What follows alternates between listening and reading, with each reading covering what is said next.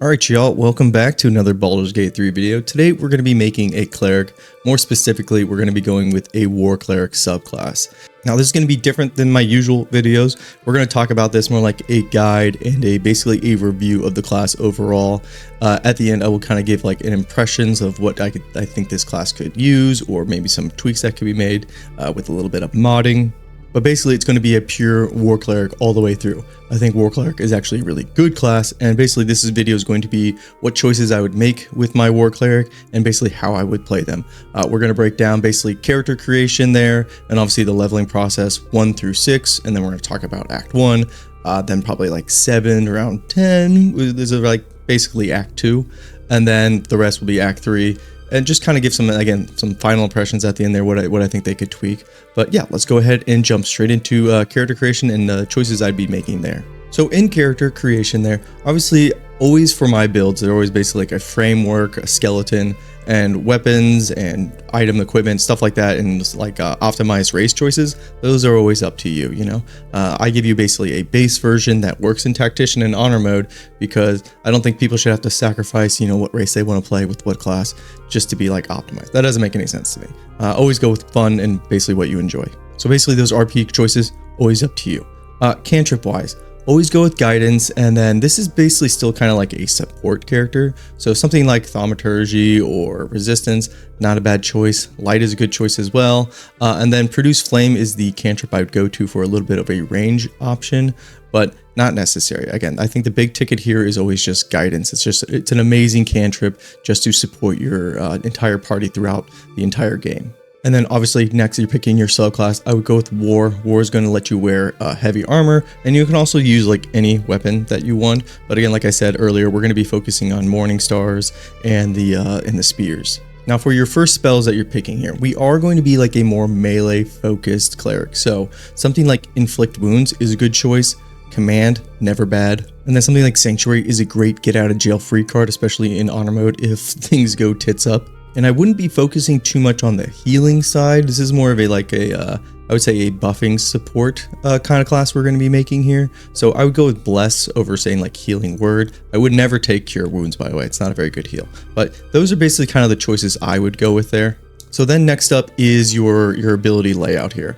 Now we are going to be utilizing elixirs of strength. So you basically don't need much strength at all. So you can kind of dump those, I would say, remaining points and get dexterity up to 14. But the heavy hitters here is you want your constitution at 16 and you want your wisdom at 16. Now admittedly, ability point wise, yeah, the cleric is kind of heavily invested because obviously constitution helps with your concentrations. And I think clerics are pretty essential at their concentrations that they get. They get some really good ones. And then wisdom is obviously their spell modifier, so you want that as high as possible. And then obviously as war cleric, we want to be using our weapon as well. So if you don't want to use elixirs of strength, I would kind of like swap around what the dexterity is with the strength, and you'll be fine there. But for this video, yeah, we are going to be using elixirs of strength. That's why our strength is a little bit lower. But yeah, that's the way I would set up my character. Let's go ahead and move on to the leveling process. So at level 2 as a cleric, you get turn undead. This is eventually going to get a buff to it where it will actually damage undead as well, but it costs a divinity charge. Every cleric gets this. It's pretty great considering in Baldur's Gate 3, you're going to run into a lot of undead. But as a war cleric, our special divinity skill is guided strike. It's basically going to give us a +10 to our attack rolls, which in the early game is really helpful because hitting your melee strikes isn't always the best. You don't have a lot of things to kind of bump that up outside of like something like bless. So having guided strike is actually pretty handy if you need to basically guarantee a hit. But remember, we only have one divinity charge. That does come back on short rest, but no, you have to kind of be very conservative with how you basically use your guided strike. I would just use it in very crucial situations. And then spell-wise, we do unlock some more spells. If I don't mention spells, it's basically then it's up to you. I kind of already mentioned the level 1 spells I would be aiming for, so we can go ahead and move on to level 3. And at level 3, as a war cleric, you get some pretty nice unlocks. One of them is spirit weapon, and the other one is magic weapon. I like magic weapon as a concentration, especially as a martial character, but spirit weapon is, I think, kind of a slept on spell. This is basically a huge addition to the early game because you'll summon a spirit weapon. It's not a concentration. Enemies will target it, but also it kind of counts as like another extra attack. So as a war cleric, you have your regular strike, you have your war charges, which will, if you do a melee attack, you then get to use a ward charge and your bonus action to attack again. This is before martial characters get their extra attack. And then you have your spirit weapon that you're hitting with as well. That's 3 strikes in the early game for like a melee character. That's really good. And that does remind me, yeah, I forgot to mention, yes, war clerics, you get ward charges. You only get like 3 of them in the beginning. You'll get more as the game goes on. And these come back on long rest, which is kind of a rub there. But as long as you do a melee attack, you can then use one of these war charges and a bonus action as your extra attack. But it is limited. That's why, think of it like this, like you have Paladin and then you have Cleric, both kind of like radiant damage dealers. Paladin sits on like the very far side of a melee radiant damage dealer. Cleric sits on more of the spell casting side, and then War Cleric is somewhere in the middle, maybe leaning it more towards that like spell caster side. So it's like, think of them like a support melee character that can basically do melee damage with their weapon, but I wouldn't say they do it the best all the time. It's just like a little option, but you should still be focusing on using spells as well. And then to finish off level 3, you do get some level 2 spells. The only crucial ones I really think is Warding Bond. This War Cleric is actually a pretty good tank if you have like a squishy spellcaster, so Warding Bond will help with that survivability. But Enhanced Ability, that's nice for like for checks, especially in like conversations, or even if you're trying to lockpick. But the really good stuff we already got as a War Cleric with Spirit Weapon and then Magic Weapon as well. I guess then I should maybe do a last mention of Hold Person. This is always a good concentration spell, but I don't think War Cleric is really the best pick for it. And then moving on to level 4. Level 4 spell wise, kind of pick what you want. You do get another cantrip, again, kind of up to you. Feat wise, improved ability score, always a go-to. Alert, always a great choice as well. And then I always love Warcaster for clerics especially. You get advantage on your saving throws with your concentrations. So I would go with one of those 3. We are going to be picking up 3 feats here, so those are kind of the 3 I'd be juggling around, and what order you choose them is kind of up to you. But for this first one here, I don't think maybe alert's absolutely necessary this early in the game, so maybe ability score or Warcaster. But yeah, we can move on to level 5. And at level 5, this is where you get where your turn undead, it gets its damage added to it, and that's a 4d6 radiant. So that's a really strong kind of AoE, especially against undead characters. And there's again a lot of undead characters in Baldur's Gate 3. Now we do unlock our level 3 spells, but as a War Cleric here, we get Spirit Guardians and we get Crusader's Mantle. Those are both amazing and kind of like, I would say, the next evolution of the War Cleric as far as like what spells in our playstyle and how we're going to be like basically engaging in encounters. But really quickly, for the 3rd level spells you do get to pick, Glyph of Warding, that's a great AoE essentially, or like a small AoE pocket.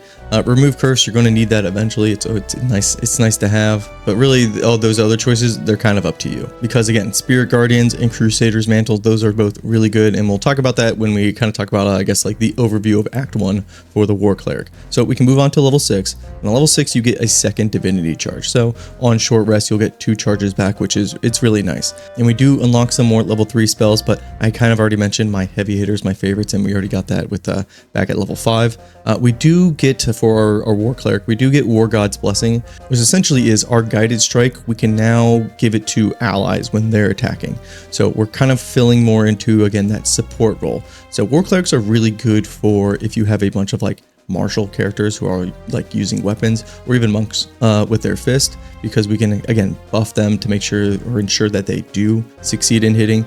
It really actually pairs nicely with a paladin, because they do so much single target damage that giving them a War God's Blessing to ensure they get a huge smite on is actually really nice. And now at this point we actually have 2 divinity charges as well, so we can be a little bit more lenient on how often we actually dish out those blessings. But yeah, that's Act 1. Let's kind of talk about how this class is going to play. I already kind of mentioned a little bit of the playstyle, but focusing on the front line, being a martial character, using that elixir of strength to bump up your strength points to make sure that you're doing as much damage as you can, and making sure you're hitting as often as possible. Really early on, level 3 is kind of where this build comes really online, because Spirit Weapon and then pairing it with a concentration. Now, the concentration I like to use Magic Weapon, because it never comes off. It gives you a little bit for your attack rolls and it does a little bit of damage. I think that's really helpful. You also get Divine Favor. This is not a bad concentration either. This is going to give you just more damage, but it's not going to last basically until a long rest, so you have to recast this. So that's an option too. It's not a bad one. And then Bless is always like the go-to goat for clerics, because Bless is just, it helps your whole party out. You know, in the early game, hitting things is maybe a little bit of a struggle because you don't have that many things that are going to help you. So Bless is always an option, but Spirit Weapon, I say, is the real bread and butter here. And basically Cleric from level 1 to 4 is insanely strong just because of how many times they can attack in one turn. That's where this build really shines. Now, unfortunately, they do start to dip off a little bit, but level 5, you do get that your turn undead to do basically large damage to undead, so that's really good for this game. But also you get Spirit Guardians, and Spirit Guardians, you are already basically, you know, you have your 2 attacks with your extra war charge, and then you had your Spirit Weapon. Well, now you get Spirit Guardians, and Spirit Guardians is, you just walk around this nice little AoE bubble around you that does damage, radiant or necrotic damage. So that's really helpful. You're dishing out a lot of damage right there on the front line. But like I said during the leveling process, Crusader's Mantle is kind of slept on. I think this is basically the window, the section of the game where this thing can shine, especially if you have a lot of martial characters, because you have a nice generous AoE around you, and it's going to bump up everybody's damage a little bit, and that does add up over time. So it's kind of like a different way to play. But I do understand that everybody knows that Spirit Guardians is the GOAT. I'm just saying, you know, Crusader's Mantle is good. It's pretty decent too. And then obviously if you're up close and say you're out of ward charges, Inflict Wounds does a shit ton of damage, and it is melee. With this War Cleric, you are going to be in melee range. So Inflict Wounds is always a great choice. Like I said, you can't be swinging your weapon using your bonus charge all the time because you're going to run out. You don't have that many of them, and again, they don't come back on short rest, which kind of sucks.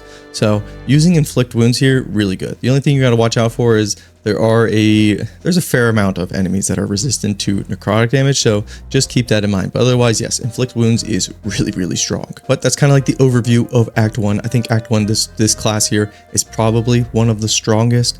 Now, it does dip a little bit, but not by much. It's still useful the rest of the game. Just know in Act 1 here, War Cleric really shines. So let's move on to Act 2. Let's go back to the leveling process for level 7. Now, level 7, we get level 4 spells. 2 of them that are really good is Death Ward and Freedom of Movement. You can cast both of these, and then it just stays until long rest. Death Ward is really nice for honor mode, especially if you like to bull rush encounters like I do, and characters maybe die sometimes. That'll give them basically a second lease on life. Freedom of Movement, kind of same deal, lasts until long rest. You do have to cast these spells, so that is kind of like a heavy investment early on. So you just need to be, I guess, smart about the choices you need to make there, but you can honestly just leave it if you don't want to mess with it at all. And then at level 8, we do get our other feat. I would just go with Alert here just to ensure that you're at the top of the turn order. Can't be surprised. That's really handy. But also as a War Cleric, we get Divine Strike Weapon, which is going to add a 1d8 to our weapon strikes. It doesn't cost a divinity charge, and it doesn't cost a spell slot. Again, you can only just do it once per turn, so try to always be utilizing that. And then we do unlock some more level 4 spells, but we kind of got already what I think we needed, so we can move on to level 9. Level 9, we then unlock level 5 spells. This is where I pick up Flame Strike. Well, actually, we already pick up Flame Strike all on our own, and we also get Hold Monster. So those are 2 really good spells. I don't think the other ones are exactly crucial. They're kind of just up to you, but Flame Strike is basically going to be our go-to spell for AoE. This is a really cool spell just in general, and basically our range option or kind of like our AoE option. But then we can move on to level 10. So at level 10, we do pick up Divine Intervention. Every cleric does. This is just, it does a lot of different things, but you can only do it once. This is maybe something you can kind of abuse with a hireling, but that's entirely up to you as far as what you do with Divine Intervention. Just know it's pretty good overall. It can help you in a pinch, but again, just you can only use it once. But at level 10, yeah, we do unlock some more level 5 spells. Those are, again, the choices are basically up to you. We've kind of already got what we wanted. So now at level 10, we can kind of talk about what you're doing in Act 2. That's different than Act 1. Well, you're using Spirit Guardians, obviously, but you're also utilizing Divine Strike for your weapon to obviously just buff yourself. And then basically you're just a frontline kind of like warrior that is just buffing everybody else. You could be using Crusader's Mantle as well to give everybody a little bit more damage. And then we do have a range AoE option with Flame Strike. I love this spell. It's really cool overall. So we get kind of like we're almost done with like the full kit. We are going to pick up some things at level 11 that I think make this thing this build like complete. Don't forget about casting Spirit Weapon for, again, to draw a little bit of aggro, but also to do a little bit more damage. Obviously, and also with Spirit Weapon, the weapon choices you get. It's always nice to inspect your enemies and see if they're basically vulnerable to any of those damage types, like undead or vulnerable to bludgeoning. So you would summon a hammer. It's going to do double damage. Really, really helpful. But anyways, we can move back to the leveling process. Now in Act 3 at level 11 and level 12, not really much of a difference. We do unlock our level 6 spell slots. I would go with Hero's Feast or Planar Ally. And for the ally, I would pick the demon guy with basically Scorching Rays. But those are the two choices I would make. Hero's Feast is really nice because you basically don't need to worry about food anymore. You get a lot of health, and then you get some status effect immunities as well. So a really nice buff. This is another one where I kind of mentioned with Divine Intervention, where you can use a hireling to kind of get a big boost from it. That's not necessarily somebody you keep in your party, kind of like a camp cleric. So Hero's Feast is really good at that. Feat wise, again, we're just kind of pick up what we didn't have earlier. Maybe go with ability score or warcaster or alert. Anyways, one of those. And then on the flip side, for level 12, if you really wanted to, and technically you could do this at any point during the leveling process, but doing a full respec, but just ensuring that you start off as a sorcerer just to get that proficiency in constitution saving throws, because as a cleric we have a lot of concentrations going on throughout the game, and so having that proficiency bonus on top of warcaster, so yeah, with all that you're basically just never going to fail your constitution saving throws with your concentration spells. So that's really, really handy. That is always an option. I know I mentioned at the beginning this is like a full cleric video, but taking one level in sorcerer, it's a big benefit. So now how does this whole kit work out basically in Act 3? Well, you can summon your demon friend ally, or you can choose the other ones too. They're pretty good, but the demon guy with the Scorching Rays is my go-to there. You get huge party buffs with Hero Feast. You got Spirit Guardians or Crusader's Mantle. You got your Spirit Weapon that you're summoning. You're doing a lot of damage. You're summoning a lot of allies. You're basically overwhelming the battlefield, especially against undead. Absolutely wipes the floor. War Cleric is, again, it's not the best, but it does a really good job. It is somewhere in the, I would say, average to above average subclasses, like pure subclasses overall. And I definitely don't think they should be slept on. Now, I will throw down some equipment choices I would make. Obviously, with a mace, you get basically a legendary weapon in Act 1 for this build. So that's really handy, and that it's Lathander's Blood. That thing is a really good mace basically throughout the entire game. So you can kind of see what the strengths with the War Cleric is. A lot of buffing, a lot of supporting the front line, and then also summoning a lot of things or having spells that do damage on top of your already like your melee martial damage as well. So just a really solid class overall. Now, what would I do to improve this? What's really kind of like the downside to playing a War Cleric? Well, those war charges that I mentioned, you do gain additional war charges as you level up. So at those war charges, you get 3 to start with. At level 5, you get 4. At level 8, you get 5 charges total, and then by level 11, you get 6 total. That's throughout like between long rest. That's actually not a lot of extra swings if you think about it. So you do kind of have to weave in choosing to either use something like Inflict Wounds, kind of like a melee spell, or just swinging once with making sure you're just getting your Divine Strike buff going off as well. So you do have, again, you have to weave that in because you can't just be swinging with war charges all the time. So that does kind of stink, especially since other martial classes get that extra attack for free. But what would be really nice for a War Cleric would be if these priest charges, these war priest charges, if they came back on short rest. And there is a mod that will allow that. But if you use mods, then obviously achievements are turned off. So that's entirely up to you. But that is kind of the downside to a war priest or a war cleric. And then their divinity charge, just adding a +10, basically ensuring that you do succeed in your attack rolls.